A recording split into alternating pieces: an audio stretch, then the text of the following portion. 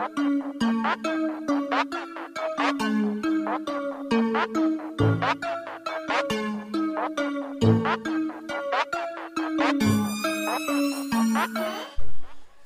semuanya, kembali lagi ke channel yang seadanya ini. Seperti biasa gue akan ngelanjutin pembahasan novel Tsukigami Chibiku chapter 193 sampai 197. Nah, bagi kalian yang baru mampir, alangkah lebih baiknya untuk menonton video sebelumnya dulu agar paham alur ceritanya. Dan jangan lupa untuk tekan tombol subscribe-nya juga sebagai bentuk dukungan untuk channel ini ke depannya. Oke, jangan lama-lama lagi, langsung kita gaskan. あなた、クズの葉。何よその顔。好きに思えばいいさ。ほんと自分に嫌気がさす。 Di video sebelumnya kan sampai pada pertarungan antara Makoto dan Ruth, lalu pembuatan kontrak dari anak Raja Iblis si Sari untuk si Makoto, lalu mereka pun pulang ke Asura. Segera setelah Makoto bangun, dia melakukan latihan busur hariannya dan kembali ke mansion. Di pintu masuknya ada Tomoe dan Shiki. Lalu Makoto pun menyapa mereka. Kelas Makoto akan dimulai besoknya. Jadi Makoto berniat untuk mengurus beberapa urusan di Rose Guard dan menunjukkan wajahnya di toko. Tapi Tomoe memintanya untuk menemaninya sebentar karena Tomoe menemukan ada beberapa perubahan kecil di Asura. Sambil berjalan di koridor, Makoto bertanya pada Tomoe tentang keberadaan Mio. Tomoe pun menjelaskan bahwa Mio sedang memeriksa mangkuk dan pergi ke tungku para Edward. Di Asura, peralatan logam dan kayu sangat mendominasi bahkan dalam peralatan makan. Namun, sekarang semuanya sudah digantikan dengan keramik. Keramik juga telah berfungsi sebagai salam pembuka dari perusahaan dan dalam negosiasi sebagai souvenir. Sehingga itu juga dikenal sebagai produk yang menentukan dari perusahaan Kuzunoha. Kemudian Tomoe juga melaporkan bahwa sebuah danau raksasa yang beraroma aneh telah muncul di timur laut Asura. Asura akan meningkatkan ukurannya tergantung pada peningkatan kekuatan sihir Makoto. Tapi itu tidak sampai membuat perubahan besar dalam topografinya. Kasus seperti itu hanya bisa terjadi ketika pengikut baru selevel Mio dan Tomoe ditambahkan ke timnya. Sedangkan perubahan terbesar yang terjadi hanyalah perekrutan Sari yang merupakan elemen iblis pertama di sana. Tetapi Sari tidak memiliki banyak kekuatan sehingga Makoto tidak berpikir tempat itu akan berubah hanya karena Sari. Karena Makoto ingin memeriksanya dengan cepat, dia pun menyuruh Tomoe menciptakan gerbang kabut agar segera berteleportasi ke sana. Setelah sampai di sana, Makoto pun melihat pantai berpasir yang putih bersih. Seluruh ruangannya diisi air dan cakrawala yang terlihat dari jauh. Makoto pun menyimpulkan bahwa itu adalah laut. Makoto juga memeriksa airnya dan mencicipinya, sehingga itu meyakinkannya bahwa itu memang laut. Kemudian Makoto menggunakan sakainya untuk mencari lokasi mereka dan ujung laut.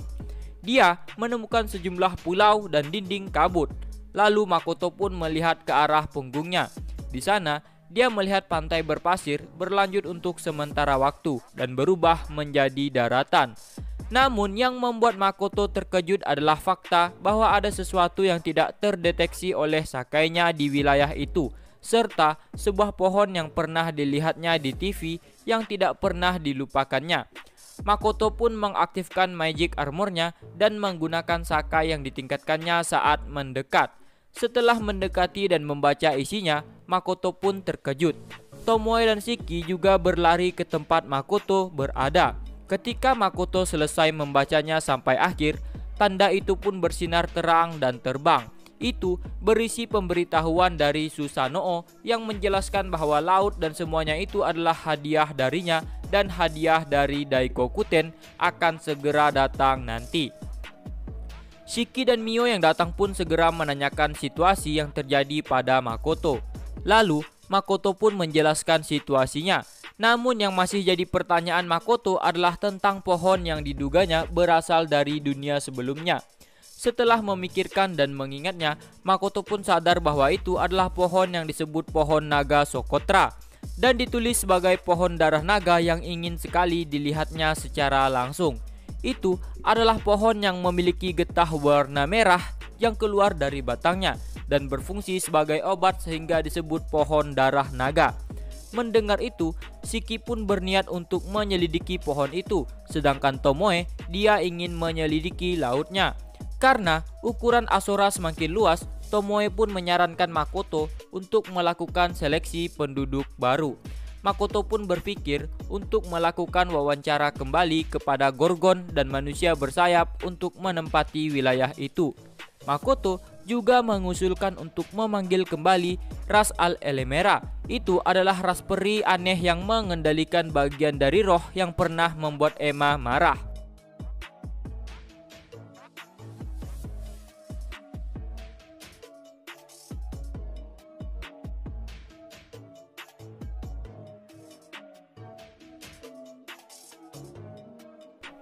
Setelah itu Shin pun berpindah. Makoto pun pergi ke tempat Ruth. Dia pun melihat seluruh tubuh Ruth ditutupi dengan perban. Itu akibat dari serangan Makoto karena si Ruth udah dikendalikan kemarin. Kaki kirinya pun diplester, diikat dan digantung seperti orang yang sedang mengalami patah tulang. Makoto menduga itu terjadi karena efek samping dari penggunaan blaze yang membuatnya kelelahan. Makoto memperkirakan bahwa butuh waktu 1 minggu untuk pulih. Jadi, dia pun menyarankan Ruth untuk memeriksanya dirinya ke dokter atau semacamnya. Tapi, Ruth mengatakan bahwa setidaknya butuh waktu 1 bulan untuk memulihkan tubuhnya. Dia juga mengatakan bahwa kemampuannya dalam mengobati bahkan lebih baik daripada semua dokter yang ada. Jadi, dia menolak saran itu. Namun, tanpa Makoto sadari, di sana juga ada Zara. Setelah mengatakan beberapa patah kata, Zara pun pamit untuk pergi. Sebelum pergi, Zara berbisik ke Makoto bahwa dia akan menunggu Makoto di tokonya. Kemudian, Ruth bercerita bahwa saat dia terbaring lemah, dia didatangi oleh 2 wanita dengan senyum jahat yang menyerangnya dengan pukulan dan tendangan. Ruth menuturkan bahwa salah satu dari mereka adalah seorang samurai dan satunya lagi adalah wanita kadal gurun setengah baya yang membawa senjata tumpul. Mendengar itu, Makoto pun dapat menyimpulkan bahwa mereka adalah Tomoe dan Gron. Lalu, Makoto pun menceritakan situasi yang ditimbulkan akibat pemanggilan Ruth yang membuatnya harus pingsan untuk mengurusnya. Setelah mendengar cerita Makoto yang mampu mengatasi serangannya, suasana Ruth pun berubah. Kemudian, Makoto pun mengganti topik dengan mengatakan bahwa tujuan dari kunjungannya ke sana adalah untuk mengambil daftar kandidat petualang yang bisa pergi ke Kaleneon. Lalu, Ruth mengatakan bahwa Makoto dapat mengambil daftarnya pada pelayan. Setelah itu, Makoto pun segera pergi untuk menemui Zara. Setelah sampai di rumah bordil, Makoto pun dibimbing untuk bertemu Zara. Tujuan Zara mengundang Makoto adalah untuk mengajak perusahaan Kuzunoha untuk bekerja sama dalam merekonstruksi kota. Selain itu, Zara juga meminta saran Makoto untuk menambahkan jumlah wanita yang ditempatkannya di rumah bordir Zara. Zara juga berjanji untuk menyediakan rumah untuk mereka. Sebelumnya, Makoto telah menempatkan beberapa ras Gorgon dari Asora untuk dipekerjakan di tokonya sebagai juru tulis dan beberapa lainnya ditempatkan rumah-rumah bordil di Rosgard. Hal itu dilakukan karena ras Gorgon tidak memiliki laki-laki sehingga mereka membutuhkan laki-laki dari ras lain untuk berkembang biak. Setelah urusannya dengan Zara selesai, Makoto pun pamit untuk pergi karena dia harus melanjutkan urusannya di akademi. Makoto pun sampai di akademi yang sudah lama ditinggalkannya. Tujuannya ke sana adalah untuk pergi ke kantor departemen dan melakukan prosedur untuk kelasnya. Saat Makoto tiba di kantor departemen, Makoto langsung diberikan 6 amplop dokumen yang harus dikerjakan. Karena banyaknya informasi serta pertanyaan yang masuk dari berbagai pihak, sehingga 1% dari pekerjaan kantor departemen pun akan menjadi tanggung jawab Makoto. Lalu, mengenai formalitas untuk kelas Makoto, pihak departemen mengharuskan Makoto untuk melakukan peningkatan jumlah siswa menjadi 80 orang. Mendengar itu, Makoto pun langsung protes karena Dengan jumlah siswa sebanyak itu, maka akan sangat berbahaya dalam pendidikan keterampilan praktis. Bahkan itu dapat mengakibatkan kematian bagi siswa. Namun, pihak departemen juga tidak bisa berbuat banyak karena itu adalah konsensus akademi. Itu terjadi karena para siswa telah menaruh minat pada Makoto. Kemudian, Makoto pun meminta waktu kepada pihak departemen untuk memikirkannya terlebih dahulu. Setelah itu, Makoto pun pamit dan pergi ke kafetaria untuk menemui Jin dan yang lainnya. Di kafetaria, Makoto melihat Jin, Abelia, dan yang lainnya sedang makan siang di meja panjang saling berhadapan. Namun, di sana ada tatapan iri dan haus darah yang dicurahkan kepada mereka. Lalu, tanpa menoleh ke belakang, Jin melakukan pukulan backhand ke arah wajah berandalan yang tiba-tiba menyerangnya dari belakang. Tinju pun diarahkan ke wajahnya dan penjahat itu pun dikirim terbang kembali ke kerumunan orang. Kemudian, Abelia pun menghindari belati yang ditujukan kepadanya sambil menyodorkan tangan yang memegang garpu. Tiba-tiba jeritan pun terdengar. Dalam sekejap, orang yang mengaku menjadi Afro pun tidak bisa berkata-kata. Saat Makoto semakin dekat untuk memeriksa situasinya, Jin dan yang lainnya pun memanggil Makoto. Makoto pun menanyakan situasi yang terjadi. Lalu, Jin menjelaskan bahwa mereka telah mendengar dari sumber terpercaya di departemen tentang peningkatan siswa. Akibatnya, para siswa yang mulai mendambakan kekuasaan menjadi lebih aktif dalam pelajaran praktis dan pertempuran nyata pun telah terjadi. Selain itu, ada juga peningkatan guru honorer dan reformasi sistem belajar mandiri. Para siswa yang menyerang Jin dan yang lainnya tidak mengetahui tentang berapa jumlah peningkatan murid di kelas Makoto, sehingga mereka berlomba-lomba untuk menunjukkan kekuatan mereka masing-masing. Lalu, tiba-tiba Abelia pun berteriak kepada orang-orang yang menyerang mereka bahwa jika mereka ingin mendapatkan penilaian dari Makoto, mereka harus ikut membantu pekerjaan rekonstruksi seperti yang mereka lakukan setiap hari, bukan malah menyerang, tanpa menyalahgunakan tindakan mereka kepada orang pengganggu. Makoto pun memberikan pengertian kepada Jin dan yang lainnya bahwa pekerjaan rekonstruksi bukanlah suatu keharusan untuk mereka kerjakan. Itu hanya pekerjaan yang akan mereka lakukan jika mereka mau. Tapi, para siswanya telah menyalahartikan maksudnya. Kemudian, Makoto pun memberitahukan mereka bahwa besok dia akan memberikan kelas kepada mereka dan menyuruh mereka untuk tidak lagi pergi ke rekonstruksi. Saat Makoto hendak pergi, sebuah suara asing pun menghentikannya. Seorang gadis pun bertanya kepada Makoto tentang informasi penerimaan siswa barunya dan dokumen yang harus disiapkan. Makoto pun menjawab bahwa batas pengumpulan dokumen akan berakhir pada saat Makoto akan pergi ke Limia.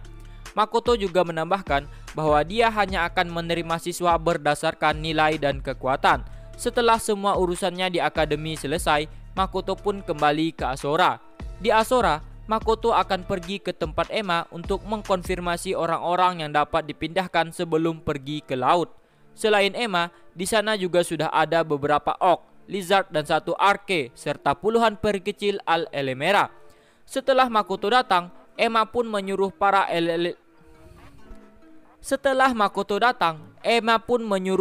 Al-Elemera untuk mencari hutan yang mereka sukai untuk ditinggali.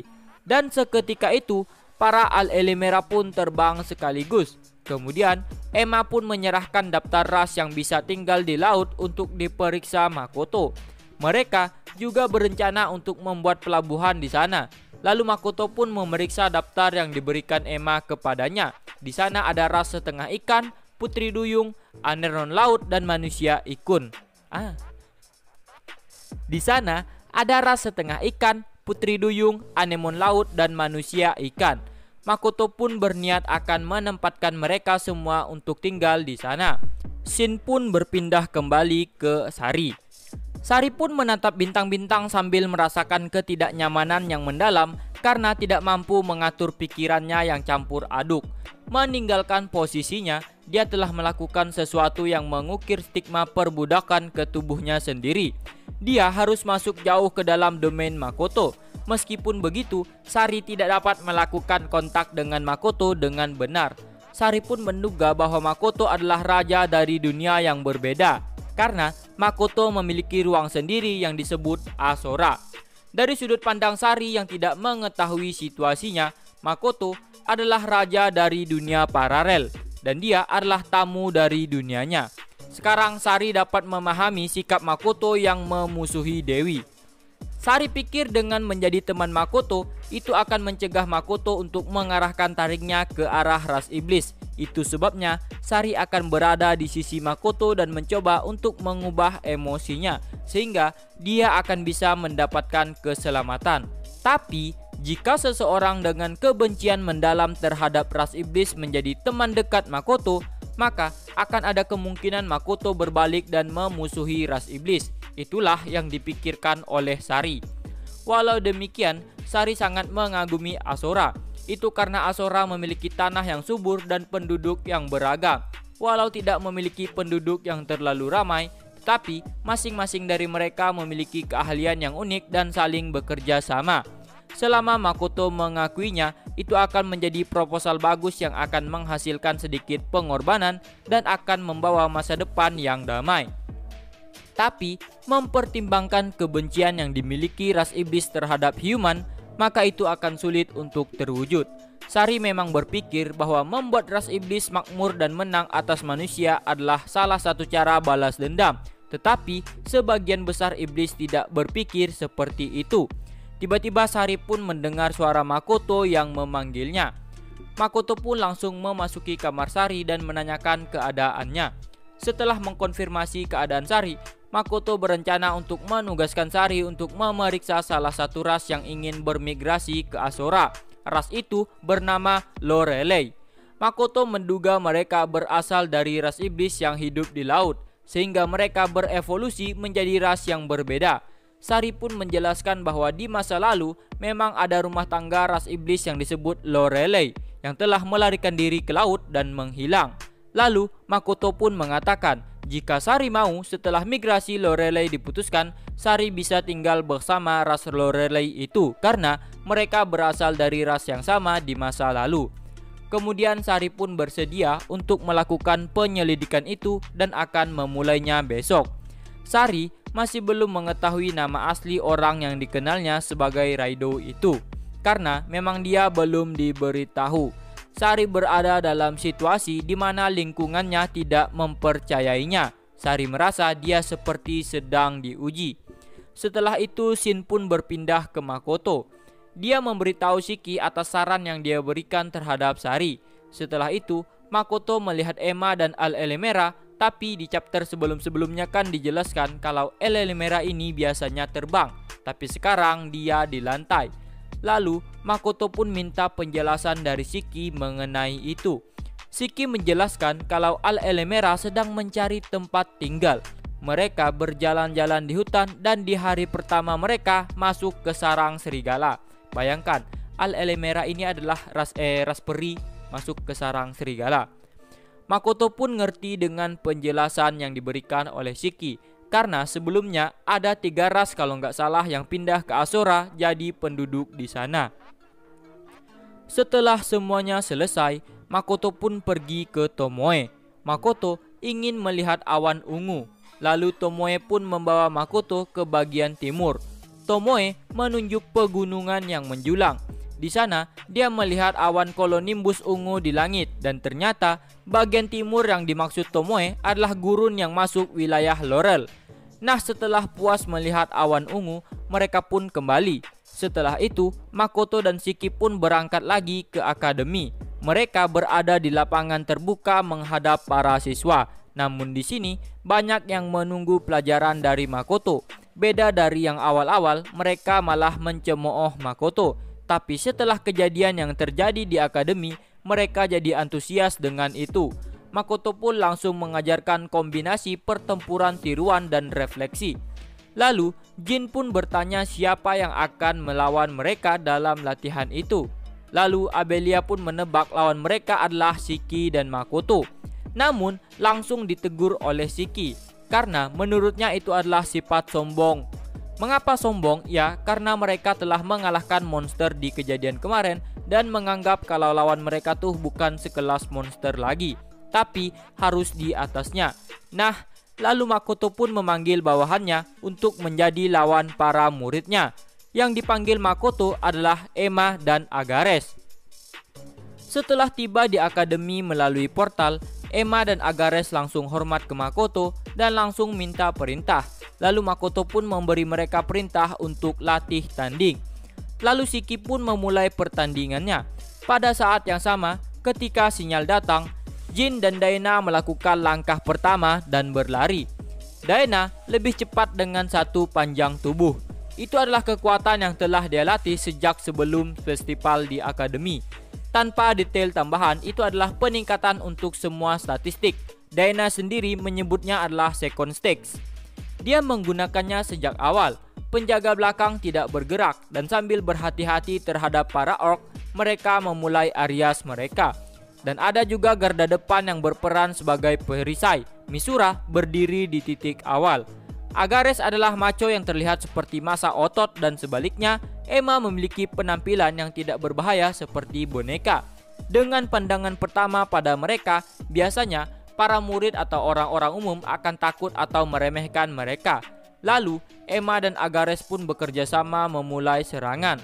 Kata-kata pendek dari Agares ditanggapi oleh Emma yang ada di belakangnya. Tepat setelah itu, tubuh Agares terbungkus dalam cahaya merah gelap. Di permukaannya pola naik dan itu meningkatkan intensitasnya. Daena yang melihat itu menurunkan kecepatannya. Jin juga meraih pedangnya dengan kedua tangan dan mengambil kuda-kuda. Mengarahkan pelindung bahunya ke depan, dia memegang tombaknya dengan tangan yang berlawanan. Agares yang diperlengkapi dengan senjata yang lengkap dan aksesoris yang lengkap memasukkan kekuatan ke dalam tubuhnya dan menarik napas. Lalu Daena dan Jin pun maju untuk mengatasinya sama seperti yang ditakuti oleh Jin. Agares bergegas maju sambil masih diselimuti oleh cahaya. Jika itu adalah situasi normal, penilaian Jin akan berhasil dengan waktu luang. Tetapi ada juga mantra Emma. Agares melewati tengah Jin dan Daena yang telah pergi ke kiri dan ke kanan dan mereka diserang oleh badai yang diciptakan oleh Agares dan mantra Emma. Meskipun mereka tidak tersentuh, kedua siswa itu jatuh ke tanah seolah-olah mereka ditabrak oleh mobil. Jin sepertinya masih memiliki kemampuan untuk berbicara. Daena masih baik-baik saja, jadi kekuatannya yang tinggi menyelamatkannya. Lalu setelah itu Abelia dan Misura pun maju. Abelia menyebarkan penghalang dan mengambil jarak dari Misura. Lalu disusul oleh Izumo dan Ship. Mereka juga membuat penghalang. Lalu Agares pun langsung menghancurkan 3 penghalang itu. Bersamaan dengan itu Misura juga menahan serangan dari Agares. Lalu tombak Agares mendekat ke sisi wajah Misura. Namun Ship dan Izumo mempersiapkan mantra mereka dan Abelia juga mempersiapkan busurnya. Lalu Misura pun mengayunkan pedang besarnya, menghentikan tombak Agares dan melemparnya ke samping. Lalu tiba-tiba tanah pun bergelombang. Itu adalah sihir dari Ship. Lalu menyusul juga sihir api dan angin menuju Agares dan menjadi tornado api. Lalu Agares pun menghentikan serangan itu dengan mengayunkan tombaknya ke atas. Lalu di sisi lain, Abelia telah siap dengan panahnya. Itu adalah panah yang berhasil menumbangkan Ilumgan yang berubah menjadi monster. Jin dan Daena juga maju untuk menyerang Emma, di mana di sini Emma adalah tipe penyihir dan Jin adalah tipe ksatria. Bersamaan dengan panah Abelia, mereka pun maju. Lalu belati Daena langsung menuju ke arah Emma yang kakinya sudah dikunci oleh Jin. Namun belati itu malah menusuk udara. Ternyata itu adalah ilusi yang dibuat oleh Emma. Karena Jin dan Daena terpesona dengan Emma, mereka pun tidak bisa menangkapnya. Makoto menjelaskan ke muridnya kalau Emma adalah penyihir maha kuasa di Asora. Mengingat Emma jugalah yang mengajari Makoto tentang sihir untuk pertama kalinya. Lalu Emma dan Agares pun menyerang. Jin ditinju oleh beberapa hal yang tidak diketahui sampai dia terangkat ke udara. Daena langsung berubah menjadi acar es. Pijakan Misura menjadi cair dan ketika dia dikubur sampai ke lehernya, tanah kembali keras. Menahannya Izumo pun diam-diam tertidur di tanah. Sisanya adalah Abelia, Ship, dan Yuno. Lalu Yuno pun langsung melesat laju melakukan tendangan ke arah Emma. Emma yang bertujuan untuk mengalahkan Amelia dan Ship dengan cepat membatalkan kedua mantranya dan mengambil jarak dari Yuno. Kenapa Emma sampai menjaga jarak? Ya, karena itu adalah tendangan yang mengerikan. Bahkan Makoto dan Shiki sampai pusing melihatnya. Makoto langsung turun tangan. Dan ternyata itu adalah alat yang diberikan oleh Mio kepada Yuno. Itu adalah pelindung seluruh tubuh serbaguna, tapi versi beta. Namanya adalah Excavator. Itu adalah buatan dari Mio. Dia belajar dari buku-buku dan pertarungan latih tanding pun langsung selesai. Kemudian Makoto pun menyuruh Emma untuk mencari buku-buku milik Mio. Di sini gue kasih tahu, meskipun Mio dan Tomoe sangat kuat dan bawahan Makoto langsung, namun Mio dan Tomoe tidak berani untuk melawan Emma atau menegur Emma. Mereka sangat menghormati Emma, karena Emma lah yang mengajari Makoto sihir pertama kalinya. Mereka menganggap Emma adalah guru dari Makoto. Dan setelah semuanya selesai, tiba-tiba ada panggilan dari kerajaan Limia. Lalu Makoto pun langsung pergi. Melihat pertarungan tadi, para murid yang menonton pun bersorak heboh karena kagum akan kekuatan murid Makoto. Setelah mereka melihat Makoto yang berjalan ingin keluar, para murid pun langsung membukakan jalan dan menundukkan kepala mereka sebagai bentuk penghormatan ke Makoto. Dan Makoto pun pergi ke kerajaan Limia. Nah, sampai di sini dulu untuk pembahasannya kali ini. Video selanjutnya akan besok di-upload tiap hari sampai pada pembahasan chapter 238. Habis itu kita usahakan setiap hari sekali. Namun mungkin ada juga yang 2 hari sekali. Jadi tidak tetap. Nah, sampai di sini dulu untuk videonya kali ini. Sampai jumpa di video selanjutnya.